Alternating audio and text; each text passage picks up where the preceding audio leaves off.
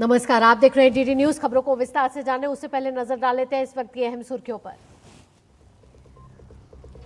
प्रधानमंत्री नरेंद्र मोदी की स्लोवाकिया यात्रा। आज करेंगे स्लोवाकिया के राष्ट्रपति, प्रधानमंत्री और उद्योग जगत के प्रमुख प्रतिनिधियों से मुलाकात। नोएडा इंटरनेशनल एयरपोर्ट पर कमर्शियल फ्लाइट ऑपरेशन शुरू। उत्तर प्रदेश की अर्थव्यवस्था के लिए साबित होगा गेम चेंजर। कृषि, उद्योग और लॉजिस्टिक्स क्षेत्रों पर व्यापक असर। पश्चिम बंगाल में शिक्षक भर्ती घोटाले की जांच की आंच टीएमसी के शीर्ष नेतृत्व तक पहुंची। टीएमसी सांसद अभिषेक बैनर्जी शिक्षक भर्ती घोटाले के मामले में पूछताछ के लिए पहुंचे ईडी के दफ्तर। अमेरिका ईरान शांति समझौते से शेयर बाजारों में रौनक। कच्चे तेल के भी दाम गिरे। शुक्रवार को जिनेवा में होंगे हस्ताक्षर। और फीफा विश्व कप में जर्मनी ने कुराकाओ को 7-1 से दी करारी मात। आइवरी कोस्ट ने इक्वाडोर को हराया, वहीं जापान और नीदरलैंड्स ने खेला ड्रॉ। सबसे पहले खबर प्रधानमंत्री नरेंद्र मोदी की स्लोवाकिया यात्रा से जुड़ी हुई, जहां स्लोवाकिया पहुंचने पर प्रधानमंत्री नरेंद्र मोदी का भव्य स्वागत हुआ है। ब्रातिस्लावा के होटल पहुंचने पर प्रधानमंत्री का पारंपरिक तौर तरीकों से स्वागत किया गया। उनका अभिनंदन स्लोवाक संस्कृति और परंपरा के अनुरूप हुआ। स्लोवाक संस्कृति में इस तरह का स्वागत आतिथ्य, सम्मान और सद्भावना का प्रतीक माना जाता है। प्रधानमंत्री के शानदार अभिनंदन की कड़ी में पारंपरिक स्लोवाक लोक नृत्य प्रस्तुति भी हुई। वहां लूचनित्सा कला दल ने प्रधानमंत्री का स्वागत वंदे मातरम के सामूहिक गायन के साथ किया। साथ ही एक स्लोवाक बैंड महादेव कीर्तन प्रोजेक्ट ने वैदिक मंत्रों और भक्ति संगीत की प्रस्तुति देकर उनका स्वागत किया।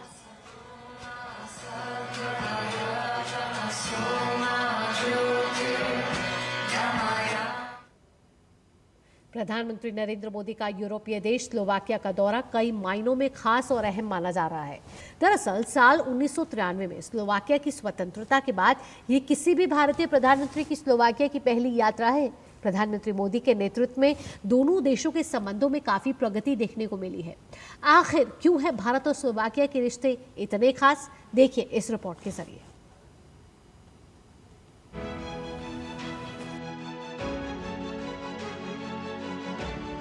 प्रधानमंत्री नरेंद्र मोदी ने अनेक देशों के साथ भारत के संबंधों को नई ऊर्जा दी है।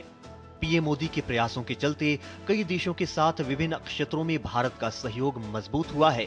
इसी कड़ी में बीते कुछ वर्षों में यूरोपीय देश स्लोवाकिया के साथ भी भारत के रिश्तों में लगातार प्रगति देखने को मिली है। इस दौरान दोनों देशों के बीच उच्च स्तरीय बातचीत के अलावा व्यापार और तकनीक समेत विभिन्न क्षेत्रों में सहयोग के नए द्वार खुले हैं। अब प्रधानमंत्री मोदी 14 से 16 जून तक स्लोवाकिया की यात्रा कर रहे हैं। ये 1993 में स्लोवाक गणराज्य की स्वतंत्रता के बाद किसी भी भारतीय प्रधानमंत्री का पहला दौरा है। इससे पहले अप्रैल 2025 में राष्ट्रपति द्रौपदी मुर्मू ने स्लोवाकिया की यात्रा की थी, जिससे विभिन्न क्षेत्रों में द्विपक्षीय सहयोग को नया बल मिला। इसके बाद फरवरी 2026 में एआई इम्पैक्ट समिट के दौरान स्लोवाकिया के राष्ट्रपति पीटर पेलेग्रिनी भी भारत आए थे। वहीं 2022 में रूस यूक्रेन संघर्ष के दौरान यूक्रेन से भारतीय छात्रों को निकालने में स्लोवाकिया ने भी अहम सहयोग दिया था। ऑपरेशन गंगा के तहत स्लोवाकिया के रास्ते 1100 से अधिक भारतीयों को निकाला गया। दोनों देशों के बीच मजबूत होते रिश्तों का असर व्यापार में भी साफ देखने को मिल रहा है। स्लोवाक सांख्यिकी कार्यालय के आंकड़ों के अनुसार 2024 में भारत स्लोवाकिया द्विपक्षीय व्यापार $1 अरब को पार करते हुए रिकॉर्ड $1.3 अरब दर्ज किया गया। वहीं 2025 में ये और बढ़कर $1.8 अरब तक पहुंच गया। इसमें भारत ने स्लोवाकिया को $1.5 अरब का निर्यात और स्लोवाकिया से $28.4 करोड़ का आयात किया। व्यापार के अलावा राजनयिक स्तर पर भी स्लोवाकिया भारतीय हितों के पक्ष में खड़ा रहा है। स्लोवाकिया संयुक्त राष्ट्र सुरक्षा परिषद में भारत की स्थायी सदस्यता का समर्थन करता रहा है।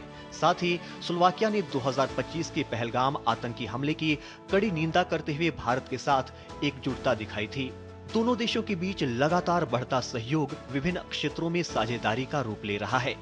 रक्षा क्षेत्र में स्लोवाकिया की हथियार बनाने वाली कंपनी ग्रैंड पावर कोयम्बटूर के पास अपनी एक सहायक कंपनी स्थापित करने की प्रक्रिया में है। वहीं सितंबर 2023 में भारत और स्लोवाकिया ने परमाणु ऊर्जा के क्षेत्र में तकनीकी जानकारी के आदान प्रदान पर एक MOU पर हस्ताक्षर किए थे। जून 2017 में भारत ने स्लोवाकिया की पहली सैटेलाइट SK क्यूब को भी लॉन्च किया था। साथ ही भारत और स्लोवाकिया के बीच साइबर सुरक्षा और डिजिटल समेत अन्य उभरती हुई तकनीकों में सहयोग पर भी चर्चा चल रही है। वहीं स्लोवाकिया के नित्रा शहर में टाटा मोटर्स के जगुआर लैंड रोवर का प्लांट होने के अलावा TCS और कई अन्य भारतीय कंपनियां वहां सक्रिय हैं। साथ ही स्लोवाकिया में करीब 11,000 भारतीय प्रवासी भी रहते हैं। स्लोवाकिया में योग, आयुर्वेद और भारतीय व्यंजनों की लोकप्रियता भी लगातार बढ़ रही है। इसके अलावा स्लोवाकिया ने भारत EU मुक्त व्यापार समझौते को अंतिम रूप दिए जाने का खुलकर स्वागत किया है, जिसके बाद अब प्रधानमंत्री मोदी के स्लोवाकिया के इस ऐतिहासिक दौरे से व्यापार, निवेश, ऑटोमोबाइल और रेलवे मैन्युफैक्चरिंग जैसे कई क्षेत्रों में परस्पर सहयोग की नई इबारत लिखी जाएगी। Bureau report, DD news. आज से फ्रांस के एवियन शहर में होने जा रहे G7 शिखर सम्मेलन में दुनिया की बड़ी अर्थव्यवस्थाओं वैश्विक आर्थिक चुनौतियों पर गंभीर मंथन करने जा रही है। अमेरिका का बढ़ता कर्ज, चीन की कमजोर घरेलू मांग और यूरोप में सुस्त निवेश, ये तीनों मिलकर वैश्विक विकास के लिए नई चुनौती पैदा कर रहे हैं। G7 से जुड़े प्रमुख अर्थशास्त्रियों की ताजा रिपोर्ट ये चेतावनी दे रही है कि अगर समय रहते कदम नहीं उठाए गए तो आर्थिक अस्थिरता का खतरा बढ़ सकता है। लेकिन इसी बदलते वैश्विक परिदृश्य में भारत के लिए नए अवसर भी उभर रहे हैं। आखिर दुनिया की इस आर्थिक तस्वीर में भारत की भूमिका क्या हो सकती है? देखिए एवियन फ्रांस से अजय मिश्र की ये एक्सक्लूसिव रिपोर्ट।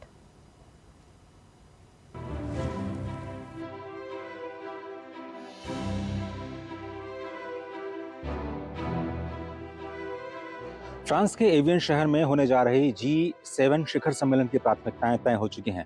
फ्रांस के राष्ट्रपति इमैनुअल मैक्रोन ने स्पष्ट किया है कि दुनिया की तमाम वैश्विक अर्थव्यवस्थाएं चर्चा करेंगे वैश्विक आर्थिक असंतुलन की, बात होगी इनोवेशन की, AI की और दूसरे कई सारे भू राजनीतिक संकटों की।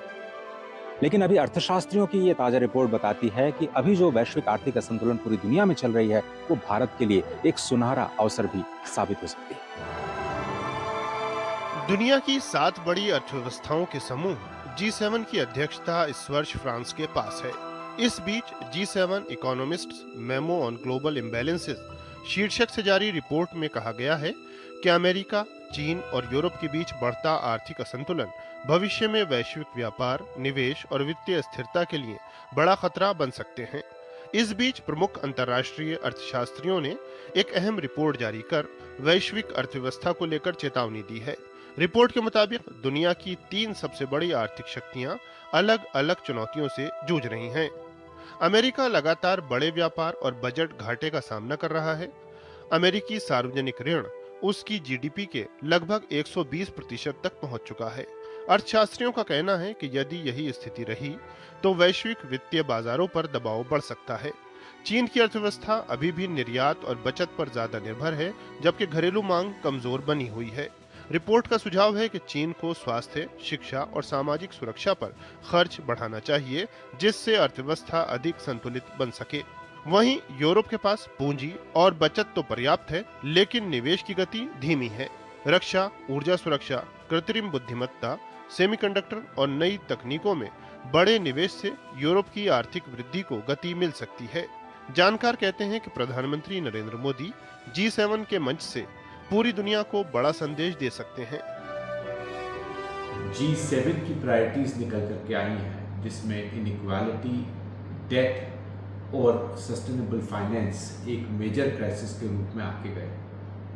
इस मौके पर जब विशेष तौर पर प्रधानमंत्री नरेंद्र मोदी 2019 से लगातार इन सारे प्लेटफॉर्म्स पे G20 और ब्रिक्स में लगातार प्रधानमंत्री की भागीदारी रही है, तो इस भागीदारी को आगे बढ़ाने की दृष्टि से विश्व के इन तमाम संकटों में जहां भारत कई क्षेत्रों में नए सॉल्यूशंस और नए आयाम लगातार दे रहा है, उनकी भागीदारी एक महत्वपूर्ण मौका हमारे लिए होगा। भारत के लिए इस रिपोर्ट में कई महत्वपूर्ण संकेत छिपे हैं।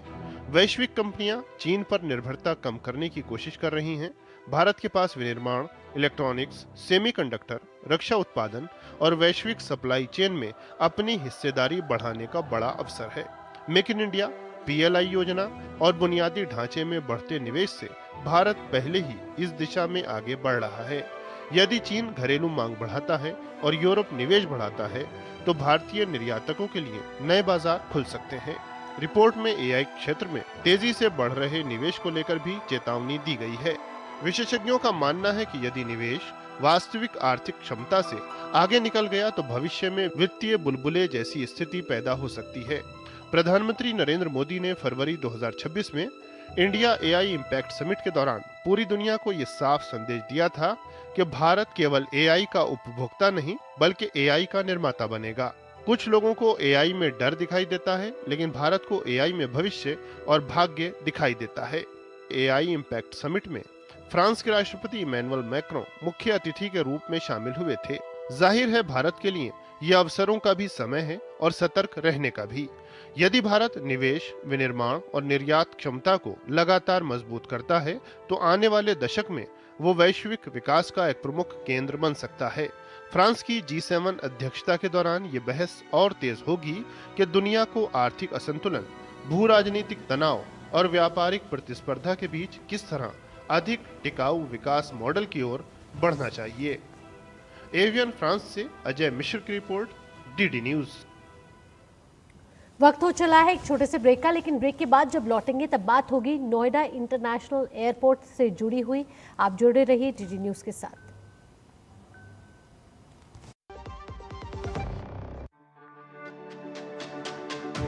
मेरी पसंद, मेरी पसंद, मेरी पसंद, मेरी पसंद, हमारी पसंद, हम सबकी पसंद। मजबूत देश का मजबूत सरिया हो गया स्टील। पता है लोग अक्सर मुझसे पूछते हैं कॉल सेंटर का स्टेडी जॉब क्यों छोड़ा। I wanted more out of life. बस मैंने अपना स्टार्टअप शुरू किया। जानना चाहोगे कैसे? Then start up your own business as an LIC agent. यहाँ सब कुछ है, great products, zero investment, leading organisation and unlimited opportunities. तो क्या आप तैयार है LIC एजेंट बनो? अब बड़ा सोचो। हमारी वेबसाइट पर जाएं या अपनी नजदीकी LIC शाखा से संपर्क करें। ब्रेक के बाद आपका स्वागत है। आगे बढ़ेंगे। उत्तर प्रदेश के विमानन इतिहास में आज एक नया और स्वर्णिम अध्याय जुड़ गया है। एशिया का सबसे बड़ा एयरपोर्ट नोएडा इंटरनेशनल एयरपोर्ट आज से पूरी तरह ऑपरेशनल हो चुका है। नोएडा अंतर्राष्ट्रीय हवाई अड्डे को दिल्ली NCR क्षेत्र के लिए दूसरे अंतर्राष्ट्रीय हवाई अड्डे के रूप में विकसित किया गया है। इस एयरपोर्ट को यात्रियों की सुविधा और टेक्नोलॉजी पर खास ध्यान देते हुए डिजाइन किया गया है। इस विशेष अवसर पर नागर विमानन मंत्री किंजरापू राम मोहन नायडू ने कहा कि जेवर हवाई अड्डा देश में संपर्क बढ़ाने और विश्व स्तरीय उड़ान अवसंरचना विकसित करने के प्रधानमंत्री नरेंद्र मोदी के लक्ष्य का प्रतिफल है। नोएडा इंटरनेशनल एयरपोर्ट के पहले चरण का उद्घाटन प्रधानमंत्री नरेंद्र मोदी ने 28 मार्च को किया था। हवाई अड्डे के उद्घाटन के अवसर पर प्रधानमंत्री नरेंद्र मोदी ने इसे न केवल उत्तर प्रदेश बल्कि पूरे उत्तर भारत की कनेक्टिविटी, व्यापार और आर्थिक विकास के लिए एक ऐतिहासिक परियोजना बताया था। इस मौके पर राज्य के उप मुख्यमंत्री ब्रजेश पाठक ने प्रदेशवासियों और देशवासियों को बधाई दी है।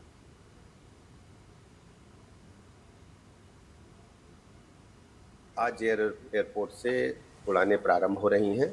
मैं प्रदेशवासियों को, देशवासियों को बहुत बहुत बधाइयाँ देता हूँ। माननीय प्रधानमंत्री नरेंद्र मोदी जी का बहुत बहुत अभिनंदन करता हूँ। माननीय प्रधानमंत्री नरेंद्र मोदी जी के मार्गदर्शन में उत्तर प्रदेश तेजी के साथ आगे बढ़ रहा है। आइए अब आपको ग्राफिक्स के जरिए बताते हैं कि आखिर क्यों खास और अहम है जेवर एयरपोर्ट, क्या है इसकी खासियत।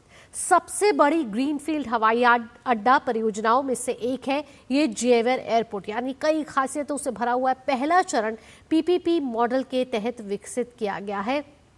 इसके साथ अगर लागत की बात की जाए, लगभग 11,200 करोड़ रुपए का निवेश इसमें हुआ है।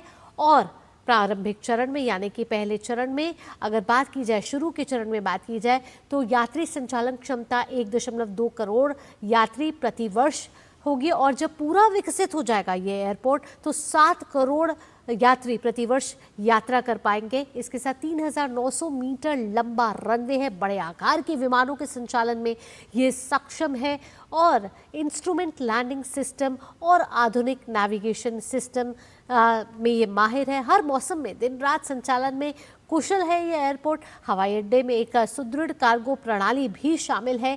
इसके साथ साथ multi modal cargo hub, integrated cargo terminal और लॉजिस्टिक्स जोन भी इस जेवर एयरपोर्ट में आपको मिलेंगे। यानी कि कई सुविधाओं से लैस है ये जेवर एयरपोर्ट। और जब विकसित भारत एक्ट 2047 की बात होती है उसमें ये जेवर एयरपोर्ट एक बड़ा गेम चेंजर साबित होता हुआ नजर आएगा, क्योंकि ना सिर्फ ये कनेक्टिविटी को सुधारेगा, उसमें अगर आर्थिक प्रगति की बात करें तो उसमें भी एक बड़ी निर्णायक भूमिका निभाता हुआ नजर आएगा जेवर एयरपोर्ट। आइए आगे बढ़ते हुए बात कर लेते हैं पंजाब की। पंजाब में विधानसभा चुनावों से पहले मतदाता सूचियों को दुरुस्त करने की सबसे बड़ी कवायद शुरू होने जा रही है। चुनाव आयोग के निर्देश पर पंजाब में स्पेशल इंटेंसिव रिवीजन यानी कि SIR 2026 के तहत मतदाता सूची का व्यापक सत्यापन किया जाएगा। इस अभियान का मकसद फर्जी, डुप्लीकेट, मृत और स्थानांतरित मतदाताओं के नाम हटाकर चुनावी प्रक्रिया को और पारदर्शी बनाना है। इस प्रक्रिया के तहत आज से BLO की ट्रेनिंग करवाई जा रही है जो 24 जून तक चलेगी। उसके बाद 25 जून से बूथ लेवल ऑफिसर घर घर जाकर मतदाताओं की तस्दीक करेंगे और इस दौरान मतदाताओं से निर्धारित प्रपत्र भरवाए जाएंगे और ज़रूरी दस्तावेजों की जांच भी की जाएगी। चुनाव आयोग के अनुसार पंजाब में करीब 2 करोड़ 14 लाख से ज़्यादा मतदाता है। इन सभी मतदाताओं के रिकॉर्ड को अपडेट करने के लिए हज़ारों BLO और चुनाव कर्मचारी मैदान में उतरेंगे। इस अभियान का मुख्य उद्देश्य यह सुनिश्चित करना है कि मतदाता सूची में केवल पात्र मतदाताओं के नाम ही शामिल रहे। चुनाव आयोग के मुताबिक तेजी से हो रहे शहरीकरण, लोगों के पलायन, नए मतदाताओं के जुड़ने और मृत मतदाताओं के नाम हटाने के लिए यह प्रक्रिया जरूरी है। विशेष अभियान के बाद ड्राफ्ट वोटर लिस्ट जारी की जाएगी जिस पर दावे और आपत्तियां भी दर्ज कराई जा सकेंगी।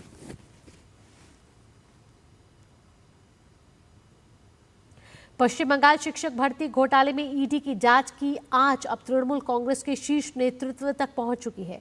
इसी सिलसिले में टीएमसी सांसद अभिषेक बैनर्जी आज कोलकाता के सॉल्ट लेक स्थित CGO कॉम्प्लेक्स में ईडी के दफ्तर में पेश हुए हैं। केंद्रीय जांच एजेंसी मनी लॉन्ड्रिंग और अवैध धन लेन देन से जुड़े विभिन्न पहलुओं को लेकर उनसे लंबी पूछताछ कर रही है। यह पूरा मामला साल 2016 से 2018 के बीच हुए शिक्षक भर्ती घोटाले से जुड़ा हुआ है। आरोप है कि योग्य उम्मीदवारों को दरकिनार कर पैसों के बदले अवैध रूप से नियुक्तियां बांटी गई। जांच में मेरिट लिस्ट में हेरफेर करने, अंकों में गड़बड़ी करने और फर्जी नियुक्ति पत्र जारी करने जैसे बेहद गंभीर वित्तीय भ्रष्टाचार के मामले सामने आए हैं। कलकत्ता हाईकोर्ट के कड़े निर्देशों के बाद CBI और ED दोनों ही एजेंसियां इस नेटवर्क को खंगालने में सक्रिय है। इस बड़े घोटाले में राज्य के पूर्व शिक्षा मंत्री पार्थ चटर्जी सहित कई अन्य रसूखदार लोगों पर पहले ही बड़ी कार्रवाई हो चुकी है। ईडी का मुख्य फोकस इस समय अवैध धन के लेन देन और मनी लॉन्ड्रिंग के पूरे सिंडिकेट का पर्दाफाश करना है। इसके साथ ही जांच agency lips and bounce private limited नामक कंपनी से जुड़े संदिग्ध वित्तीय ट्रांजैक्शन की भी सघनता से जांच कर रही है। हालांकि टीएमसी सांसद अभिषेक बैनर्जी ने अपने ऊपर लगे इन सभी आरोपों को सिरे से खारिज करते हुए किसी भी प्रकार की गड़बड़ी से पूरी तरह से इनकार किया है।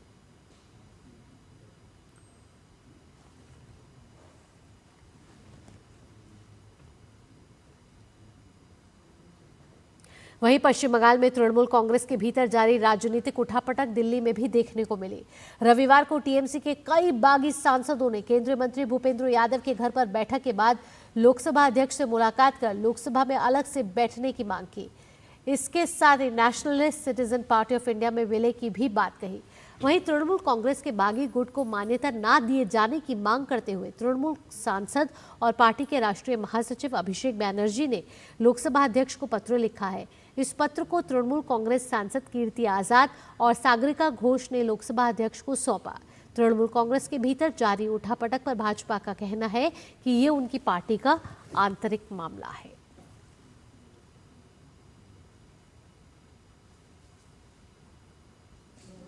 ओडिशा के पुरी में विश्व प्रसिद्ध जगन्नाथ रथ यात्रा 2026 की तैयारियां पूरे जोर शोर से शुरू हो चुकी हैं। अक्षय तृतीया के पावन अवसर पर पारंपरिक अनुष्ठानों के साथ भगवान जगन्नाथ, बलभद्र और देवी सुभद्रा के लिए 3 भव्य रथों के निर्माण का कार्य का शुभारंभ किया जाएगा। रथ निर्माण के लिए आवश्यक लकड़ी की पहली खेप पहुंचने के बाद कारीगरों ने रथों के ढांचे को जोड़ना शुरू कर दिया है। जगन्नाथ उपक्रम समिति के सदस्य राजेंद्र कुमार ने रथ यात्रा 2026 की तैयारियों को लेकर जानकारी साझा की है। उन्होंने कहा कि रथ यात्रा से जुड़ा महत्वपूर्ण काम अब काफी हद तक पूरा कर लिया गया है।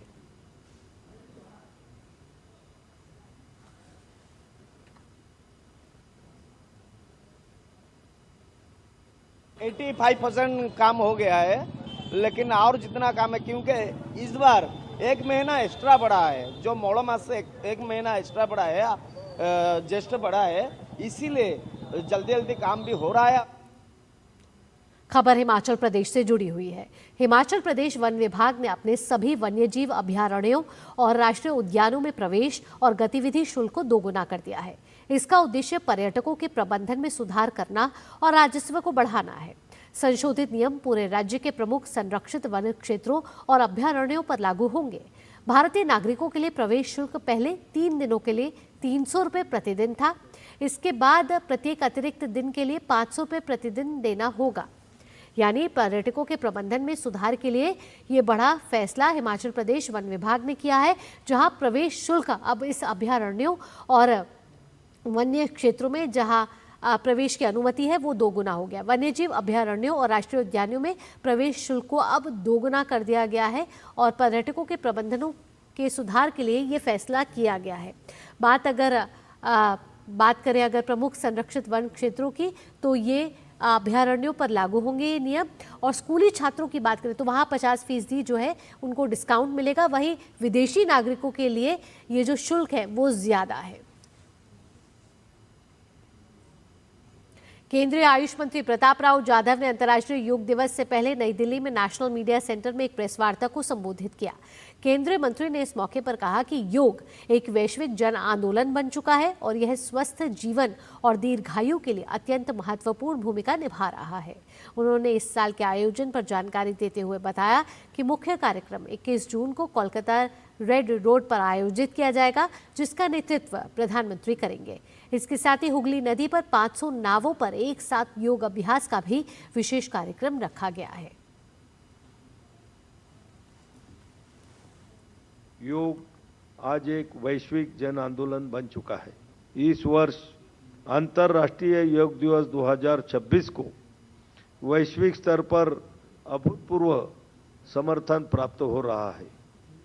Indian council for cultural relation के समन्वय से विश्व भर में भारत के 210 से अधिक विदेशी मिशनों द्वारा लगभग 2500 स्थानों पर अंतर्राष्ट्रीय योग दिवस कार्यक्रम आयोजित किए जा रहे हैं। योग आज भारत की सांस्कृतिक विरासत से आगे बढ़कर संपूर्ण विश्व के साझा स्वास्थ्य आंदोलन का स्वरूप ले चुका है।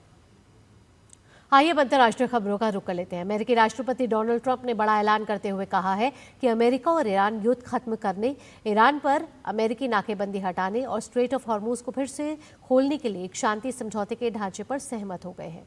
इसके साथ ही ट्रंप ने अमेरिकी नौसेना द्वारा लगाए गए ब्लॉकेड को भी तुरंत हटाने का निर्देश दिया है। इस समझौते पर शुक्रवार को स्विट्जरलैंड में आधिकारिक तौर पर हस्ताक्षर किए जाएंगे।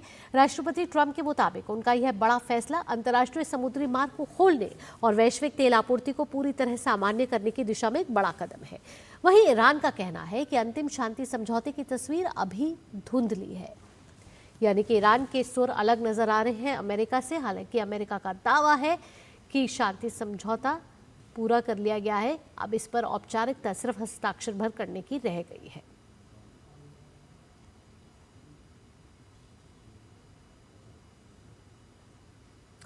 और चूंकि दुनिया भर में इस समय फुटबॉल का खुमार छाया हुआ है, तो आइए हम भी आपको दिखा देते हैं खबरें फुटबॉल विश्व कप से जुड़ी हुई।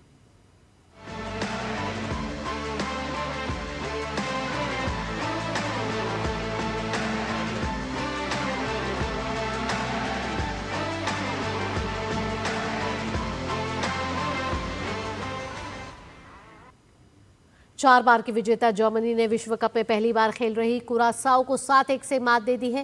ह्यूस्टन में खेले गए ग्रुप ई के मैच में जर्मनी ने 6 मिनट में पहला गोल किया। हालांकि कुरासाओ ने 21वें मिनट में बराबरी का गोल दागकर सबको चौंका दिया। इसके बाद जर्मनी ने कोई मौका नहीं दिया और एक के बाद एक गोल करते हुए मैच को 7-1 से अपने नाम कर लिया।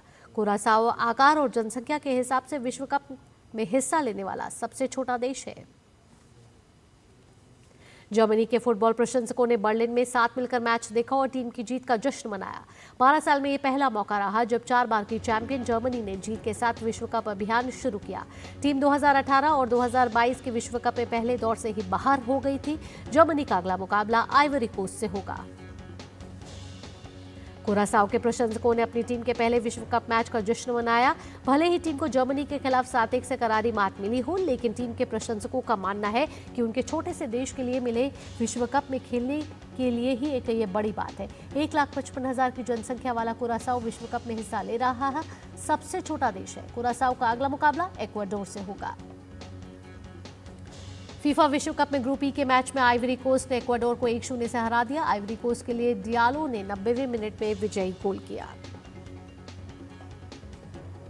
जापान ने 2 बार पिछड़ने के बाद वापसी की और फीफा विश्व कप में अपने पहले मैच में नीदरलैंड्स के साथ 2-2 से ड्रॉ खेला।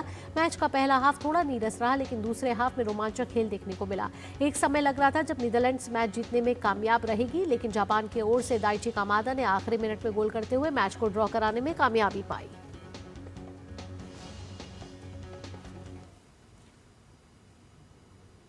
और इसी के साथ इस बुलेटिन में इतना ही। देश और दुनिया की बाकी खबरों के लिए जुड़े रहिए आप डीडी न्यूज के साथ। दीजिए अनुमति। नमस्कार।